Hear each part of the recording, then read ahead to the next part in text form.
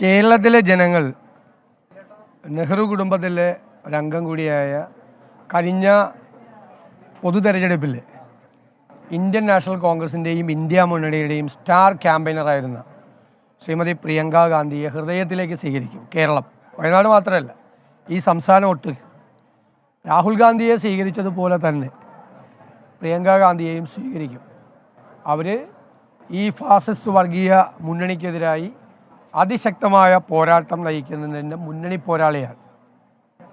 ഭയമില്ലാതെ, ഭീതിയില്ലാതെ, വിട്ടുവീഴ്ചകളില്ലാതെ വർഗീയതയുമായും ഫാസിസവുമായും ഏറ്റുമുട്ടുന്ന കോൺഗ്രസ് നേതാവാണ്. അഖിലേന്ത്യാ കോൺഗ്രസ് കമ്മിറ്റിയുടെ ജനറൽ സെക്രട്ടറിയാണ്. ഞങ്ങൾ കേരളത്തിലെ കോൺഗ്രസ് ഒറ്റക്കെട്ടായി ഹൃദയപൂർവ്വം അവരെ സ്വാഗതം ചെയ്യുകയാണ് കേരളത്തിലേക്ക്.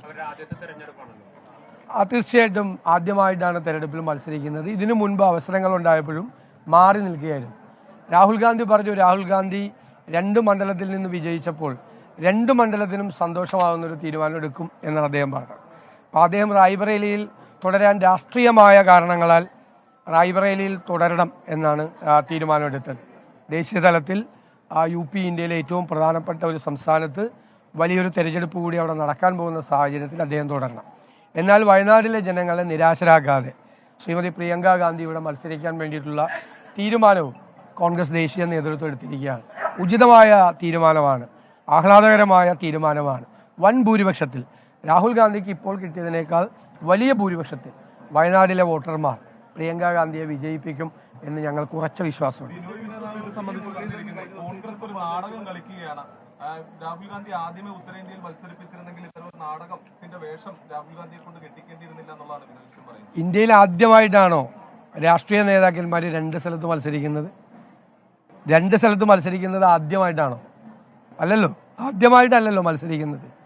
2 സ്ഥലത്തും മത്സരിച്ച് ഒരു സ്ഥലത്ത് രാജി വയ്ക്കും, 2 സ്ഥലത്തും തിരഞ്ഞെടുക്കപ്പെട്ടാൽ അത് ഇന്ത്യയിലെ പല രാഷ്ട്രീയ നേതാക്കളും മത്സരിച്ചിട്ടുണ്ട്.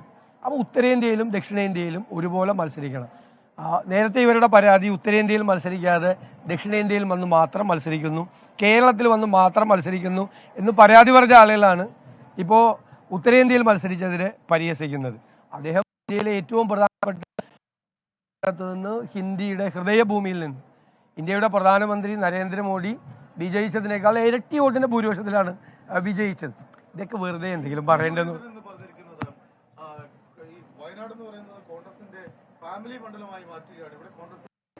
അല്ല, അദ്ദേഹം വേറെ കാര്യം, പ്രിയങ്ക ഗാന്ധിക്ക് എന്ത് ബന്ധമാണെന്ന് ചോദിച്ചു.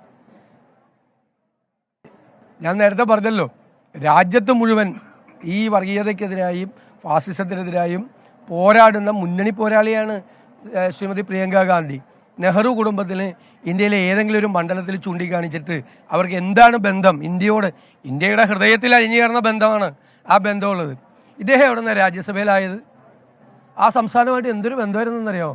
രാജ്യസഭ മെമ്പറായപ്പോ ഇതൊക്കെ പറയുമ്പോൾ ഈ ഒരു വിരൽ നമ്മുടെ നേരെ ചൂണ്ടുമ്പോൾ ബാക്കിയുള്ള വിരലെല്ലാം സ്വന്തം നെഞ്ചത്തോട്ടാണ് ചൂണ്ടുന്നത്. കേരളത്തിൽ നിന്ന് ജയിച്ചിട്ടല്ലല്ലോ കേന്ദ്രമന്ത്രിയായത്, ഏതോ സംസ്ഥാനത്ത് പോയിട്ട് MP ആയിട്ടല്ലേ. ആ സംസ്ഥാനമായിട്ട് അദ്ദേഹത്തിന് എന്ത് ബന്ധമുണ്ടായിരുന്നു? അതിനേക്കാളൊക്കെ വലിയ ഹൃദയബന്ധം പ്രിയങ്ക ഗാന്ധിക്കും രാഹുൽ ഗാന്ധിക്കും ഒക്കെ കേരളത്തിനോടുണ്ട്. ശരി, പ്രതിപക്ഷ നേതാവ് VD സതീശൻ തൃശ്ശൂരിൽ മാധ്യമങ്ങളോട് സംസാരിക്കുകയാണ്. പ്രിയങ്ക ഗാന്ധിയുടെ സ്ഥാനാർത്ഥിത്വവുമായി ബന്ധപ്പെട്ട കാര്യങ്ങൾക്കുള്ള പ്രതികരണമാണ്.